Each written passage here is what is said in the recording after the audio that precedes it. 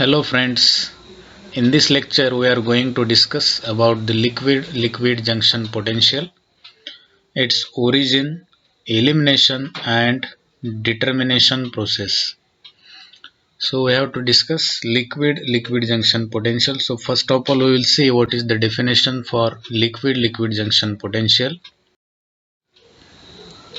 So if you see the origin, first of all we must know the definition. So this liquid junction potential is nothing but a potential developed due to the contact between two solutions of the same or different electrolyte at the junction. तर liquid junction potential हे असं potential आहे जे दोन सोल्युशनच्या जंक्शनला, आणि हे दोन solution एकाच इलेक्ट्रोलाइटचे असतील किंवा वेगवेगळ्या इलेक्ट्रोलाइटचे सुद्धा असू शकतात. तर हे डेव्हलप झालेलं पोटेन्शियल म्हणजेच liquid junction potential. So it is denoted by EJ. So J for junction, E for potential. So it is junction potential. Then the junction potential arises from diffusion of ions across the boundary between two solutions. तर आयन्सचं diffusion झाल्यामुळे या पोटेन्शियलची निर्मिती होते. Then ions diffuse due to difference in concentrations across the boundary. तर ions diffuse होण्यामागचं main कारण आहे त्या दोन सोल्युशनच्या कॉन्सन्ट्रेशन मधला जो फरक आहे. म्हणजेच एखादं सोल्युशन 0.1 नॉर्मलचा असेल तर दुसरं 0.01 नॉर्मलचा असेल तर त्या दोन कॉन्सन्ट्रेशन मध्ये डिफरन्स आहे. So because of that difference junction potential arise and ions diffuses. Then the next point, ion diffuse from solution of higher concentration to solution of lower concentration. तर आता ही आयन्स डिफ्यूज होण्याची जी process आहे ती नेहमी higher कॉन्सन्ट्रेशनचं जे solution आहे त्याच्याकडून lower कॉन्सन्ट्रेशनच्या सोल्युशनकडे ions diffuse होतात. आत्ताच मी उदाहरण दिलं 0.1 नॉर्मल आणि 0.01 नॉर्मल. तर हायर टू लोअर म्हणजेच 0.1 नॉर्मलच्या HCl सोल्युशन आहे असं कन्सिडर करा. तर 0.1 HCl पासून 0.01 HCl कडे हे आयन्स नेहमी डिफ्यूज होतात. Then the next point, faster moving ion moves across the boundary ahead of slower and separation of charges results. तर ज्या आयनचा स्पीड जास्त असेल तो आयन नेहमी बाउंड्रीला क्रॉस करून पुढे जात असतो स्लोअर मूव्हिंग आयन्सच्या, आणि असं झाल्यामुळे त्या ठिकाणी चार्जेस आपल्याला तयार झालेले दिसून येतात. So this separation of charges establish potential at the junction, आणि हे चार्जेसचं सेपरेशन झाल्यामुळे जंक्शनला पोटेन्शियलची निर्मिती होते. Then in the next slide we will see more dilute solution always acquire a charge of faster moving ion. So if we have to understand this point we must know this diagram. या diagram मध्ये जर तुम्ही बघितलं तर तुमच्या लक्षात येईल, this left hand side is 1 molar HCl and this right hand side is 0.01 molar. This is higher concentration, this one is lower one. So diffusion of ion takes place from left hand side to the right hand side, that is from 1 molar HCl to 0.01 molar HCl. You can see here this is H plus which is faster one, Cl minus slower one. H plus आयनचा transport number किंवा त्याचा speed हा जास्त आहे Cl minus ion पेक्षा, म्हणून सगळे H plus ions डाव्या साइड कडनं निघून जातात उजवीकडे. त्याचा स्पीड सुद्धा Cl मायनस पेक्षा जास्त आहे, म्हणून ही जी उजवी साइड आहे ती पूर्ण पॉझिटिव्ह पॉझिटिव्ह पॉझिटिव्ह अशी आपल्याला दिसेल. So the more dilute solution always acquire a charge of faster moving ion. म्हणजे आता मोर डायल्यूट सोल्युशन आहे 0.01, तर ह्या सोल्युशनची साइड जर तुम्ही बघितली तर it is a charge of faster moving ion, positive charge, आणि पॉझिटिव्ह चार्ज आहे हायड्रोजन आयनचा. So H plus ion is no doubt it is a fast moving ion. So in this way diffusion of ions process takes place. Now how we can eliminate this junction potential? So elimination or reduction of junction potential can be done by using salt bridge connecting two solutions. तर आपण salt ब्रिजचा वापर करून या junction पोटेन्शियलला eliminate किंवा junction पोटेन्शियलला कमी करू शकतो. So what is salt bridge? It is an inverted U-tube filled with saturated solution of electrolyte KCl or ammonium nitrate in an agar gel.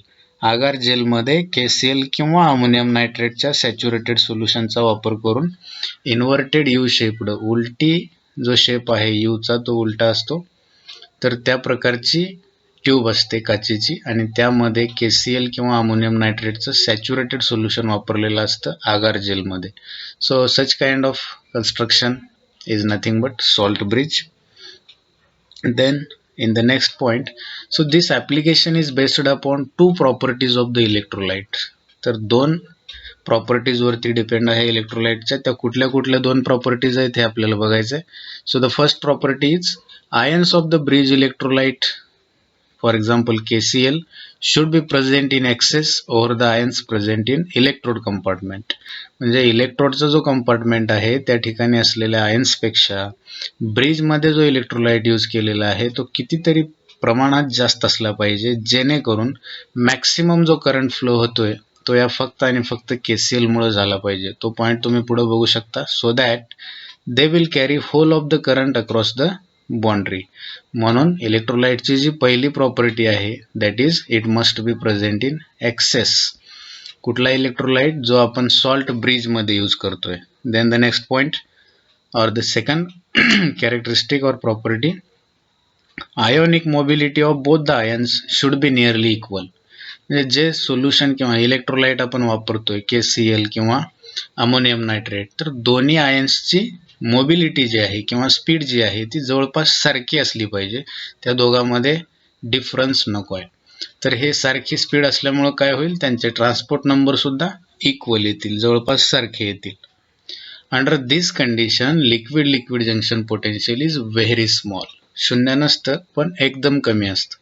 कुठल्या दोन कंडिशनला? पहिली condition electrolyte concentration should be excess and the second one ionic mobility of both the ions should be nearly equal.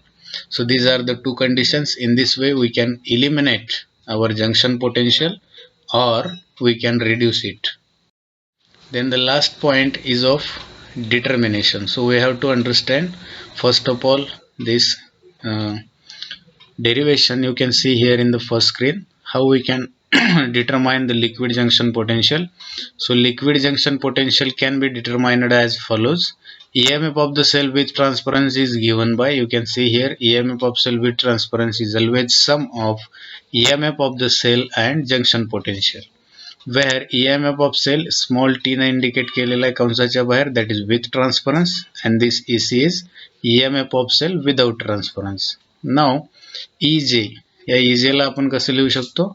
EMF of sale with transference मधनं EMF of sale without transference वजा केला तर आपल्याला EJ ची किंमत भेटते. म्हणून for example एक सेल आपण या ठिकाणी कन्स्ट्रक्ट केलेला आहे which is reversible to cation. So HCl solution having activity A1, same electrolyte solution but having activity A2.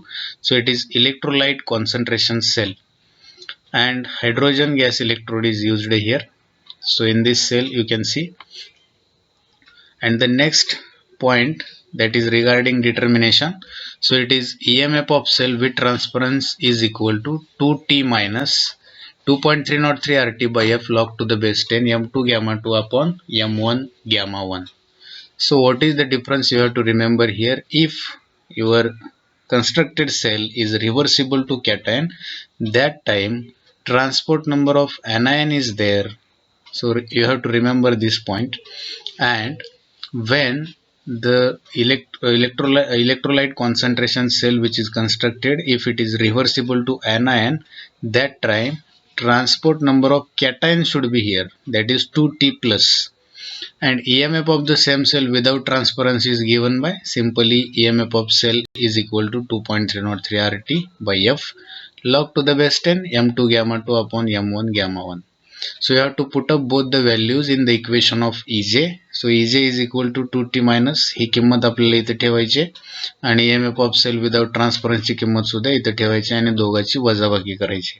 तर वजाबाकी करत असताना यामध्ये कॉमन फॅक्टर आहे, तो आहे 2.303 RT by F log to the base 10 M2 gamma 2 upon M1 gamma 1. म्हणजे इथं पण दिसतो आणि या ठिकाणी पण दिसतोय. तर हा जर आउटसाइड ब्रॅकेट घेतला तर आपल्याला कंसामध्ये फक्त 2t मायनस या ठिकाणी आणि इकडं काहीच नाही म्हणजेच 1. पुढच्या स्लाइड मध्ये आपल्या लक्षात येईल. You can see here 2.303 RT by F log to the base 10 M2 gamma 2 upon M1 gamma 1 हे आउटसाइड द ब्रॅकेट आल्यानंतर कंसामध्ये शिल्लक राहील 2t मायनस 1. आता या 1 च्या ऐवजी आपण ट्रान्सपोर्ट नंबरचं जे इक्वेशन आहे, transport number of cation plus transport number of anion that is equal to 1, हे इक्वेशन इथे ठेवायचं आहे 1 च्या जागी. मग 2t मायनस 1 च्या ऐवजी डावी बाजू t plus plus t minus, या ठिकाणी तुम्ही बघू शकता ब्रॅकेट सॉल्व केल्यानंतर मायनस टी प्लस आणि या मायनसनं मल्टिप्लाय गुणल्यानंतर या प्लसचा निगेटिव्ह होईल मायनस टी मायनस. मग 2t मायनस टी मायनस म्हणजेच 1t मायनस, तर 2t मायनस मधनं 1t मायनस गेला तर एकच t मायनस राहिला, म्हणून या ठिकाणी t मायनस वजा हा शिल्लक राहिलेला t प्लस या ठिकाणी तुम्हाला दिसेल.